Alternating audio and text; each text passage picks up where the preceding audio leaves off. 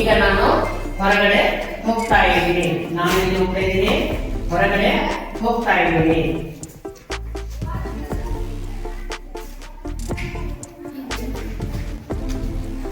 ನಾನು ಹೊರಗಡೆ ಹೋಗ್ತಾ ಇದ್ದೀನಿ. ಟೋಪಿ ಬೇಡ ಅಂತಂದು ನಾನು ಹೇಳಿದ್ರು ಸಹ ಅವ್ನು ಏನ್ ಮಾಡ್ದ, ನನಗೂ ಸಹ ಟೋಪಿ ಬೇಕು. ಯಾಕಂದ್ರೆ ಫಸ್ಟ್ ತಪ್ಪು ಮಾಡಿರೋದು ಯಾರು?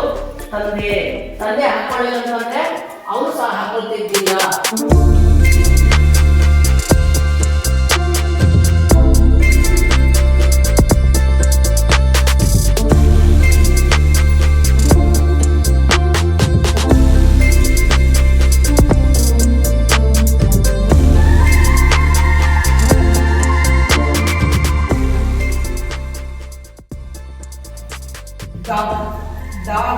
ಏನ್ ಮಾಡುತ್ತೆ?